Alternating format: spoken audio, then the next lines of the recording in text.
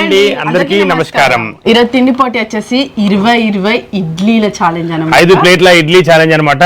మరి ఎంత తింటామో అనేది తెలియదు. నాకైతే టెన్షన్ అవుతుంది. ఫస్ట్ చెప్పంగా మంచిగా అనిపించింది, 20 ఇడ్లీ ఈజీగా తినచ్చు అని అనిపించింది అనమాట. కాకపోతే చూస్తే బాగా ఎక్కువైంది. ఫస్ట్ ఇట్లా గొడుగు పెడితే హైట్ అవుతుందని చెప్పి నేను ఇట్లా అమర్చుకున్నా. మొత్తం నేను హైట్ అమర్చుకున్నా కానీ కొన్ని కింద పడిపోయినాయి. ఇవైతే పుల్లారావు టిఫిన్ సెంటర్ నుంచి తీసుకొచ్చినాం అనమాట. అక్కడ ఇడ్లీ చాలా అంటే చాలా బాగుంటది. మాకు చిట్టి బజ్జీ కూడా జమ్మిగుడ్లో గ్రీన్ మార్కెట్ దగ్గర పుల్లారావు టిఫిన్ సెంటర్ దగ్గర తీసుకొచ్చినాము. అక్కడ చాలా మంచిగా ఉంటది. అల్లం చట్నీ ఉంటే బాగుంటుంది. వాళ్ళ దగ్గర అల్లం చట్నీ చాలా స్పెషల్. అది మంచిగా పుల్ల మంచిగా అనిపిస్తుంది, కొంచెం ఘాటుగా. కాకపోతే ఈ రోజు అవైలబుల్ లేకుండా, మేము వెళ్ళినప్పుడు అవైలబుల్ లేకుండా అనమాట. ఇంకా సాంబారు, ఇక్కడ వచ్చేసి తర్బూజా జ్యూస్ అనమాట. ఇంకా ఎండాకాలం ఇట్లా జ్యూసెస్ తోని కొంచెం మంచిగా కూల్ గా ఉంటదని చెప్పి ఈ సాంబార్ మేము ప్రిపేర్ చేసుకున్నాము. అక్కడ ఆ టిఫిన్ సెంటర్ దగ్గర సాంబార్ దొరకదు, సాంబార్ ఇవ్వరు. కానీ మేము తయారు చేసుకున్నాం అనమాట. కొంచెం సాంబార్ ఉంటే ఈజీగా వెళ్ళిపోతుంది అన్న విధంగా అట్లా. ఇంకా నాకైతే ఇడ్లీ అని అంటే మా అమ్మ తయారు చేసిన ఇడ్లీ అయితే రుబ్బేదనమాట. రోట్లో రుబ్బే ఈ ఇడ్లీ పిండి తయారు చేయాలి బాగా. చట్నీ కూడా రోట్లో నూరే తయారు చేసేది. అప్పట్లో పల్లి చట్నీలా పెరుగు కూడా కలిపేది మా అమ్మ. మాకు అప్పట్లో టిఫిన్లు ఉండేది కాదు. మా అమ్మ దోశ చేసేది, పుల్ల దోశ. అట్లనే అది మామిడికాయ తొక్కులో తినాలన్నట్టు దోశ, పుల్ల దోశ. ఆదివారం ఒక రోజే చేసేది. ఇప్పుడు ప్రతిరోజు టిఫిన్స్ తింటాన్నాం కదా. ఆ రోజు ఆదివారం రోజు మాత్రమే ఇంటి దగ్గర ఉంటా కాబట్టి అట్లా అన్నం తినకుండా వేరే వెరైటీ ఫుడ్ అన్నట్టుగా అది ఒక్క రోజు స్పెషల్ గా చేసేది అన్నట్టు మా అమ్మ. ఇంకా ఎప్పటి నుంచైనా నాకు ఇడ్లీ అంటే బాగా ఇష్టం. బాగా మాత్రం బోండాలు, వడాలు, కొంచెం నూనెల దేవుని ఎక్కువ ఇష్టం. నేను ఒక టిఫిన్ తినేసరికి అమ్మయ్య అనిపిస్తుంది. మరి ఇప్పుడు 5 టిఫిన్లు ఎట్లా తింటానేమో, 5 ప్లేట్లు ఎట్లా తింటామేమో చూద్దాము. నాకు కూడా కొంచెం టెన్షన్ అనిపిస్తుంది, ఎన్ని తింటారేమో. లాస్ట్ కి మిగిలిన కౌంట్ చేద్దాం. ఎవరు ఎక్కువ తింటారో వాళ్ళు చాలు అన్నదాకా తిని ఎవరు మిగిలితే వాళ్ళు కౌంట్ చేద్దాం. మరి 20 తినమా అనేది కూడా తెలుస్తుంది. 1 2 3 ఎంత ఆకలితో స్టార్ట్.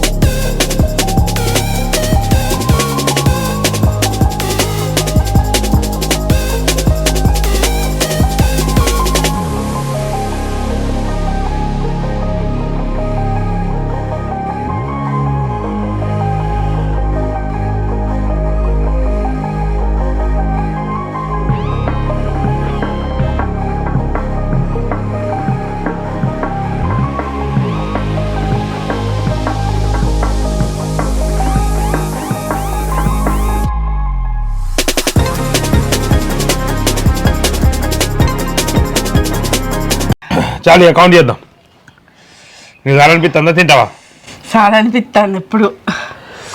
అబ్బో 4 ప్లేట్లు తిన్నా ఈజీగా. ఇక ఇంకొక 4 ఇడ్లీలు మిగిలినాయి అంతే. నేను ప్లేట్లు తిన్నా. 16 తిన్నా. నేను 16 తిన్నా. 16 తిన్నావా? ఇక మన కడుపు వస్తాను భయం అవుతుంది. అంటే ఇంతవరకే నేను తింటా, ఇక అంతకుమించి ఎక్కువ తినలేను. అందుకని వర్షం ఎన్ని ఉండే 9 మిగిలినాయి. నీ 1 2 3 4 5 6 7 7 ఇది కూడా 8 తినేది. అంటే 2 ప్లేట్లు తినగలిగింది వర్షి.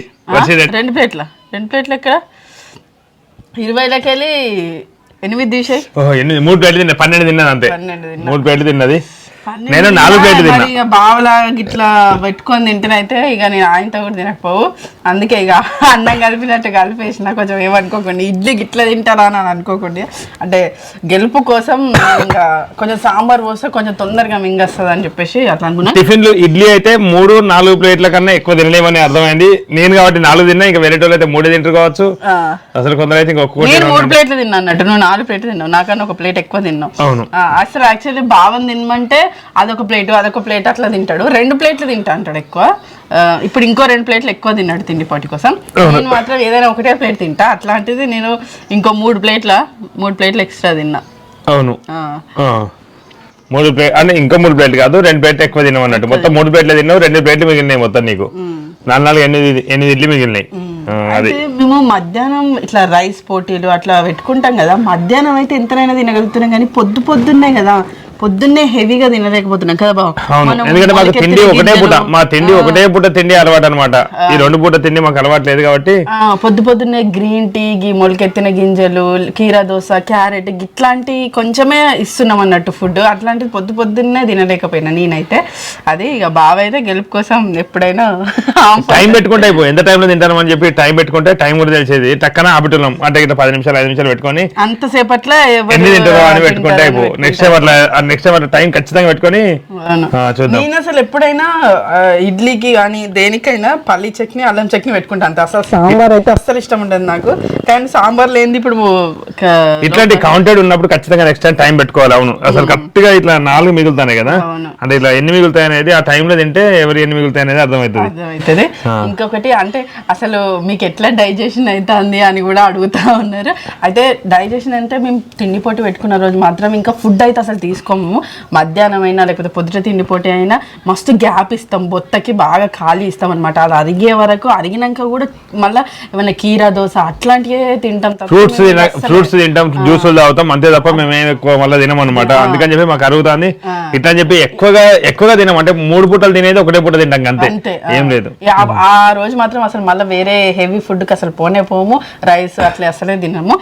ఎవరు దయచేసి ఇంట్లో ఇట్లాంటి ప్రయత్నించకండి, ఎందుకంటే కడుపులు వస్తాయి. మాకు అలవాటు అయింది కాబట్టి నయం అవుతుంది, మీకైతే అలవాటు కాదు, మళ్ళీ ఎఫెక్ట్ అవుతుంది. అందుకని చెప్పి ఎవరు ప్రయత్నించొద్దు. మేము ఇది డాక్టర్ల పర్యవేక్షణలో మేము తినడం జరుగుతుంది. అంటే మాకు డాక్టర్ దగ్గర ఉంటాడు, మా దగ్గర లేదు. కానీ ఇదండి సరదా ఇడ్లీ తిండి పోటీ. చాలా రోజుల నుంచి అనుకున్నాం, కానీ పొద్దున్నే అయ్యేసరికి మరి ఎట్లా అని ఆలోచించినాం.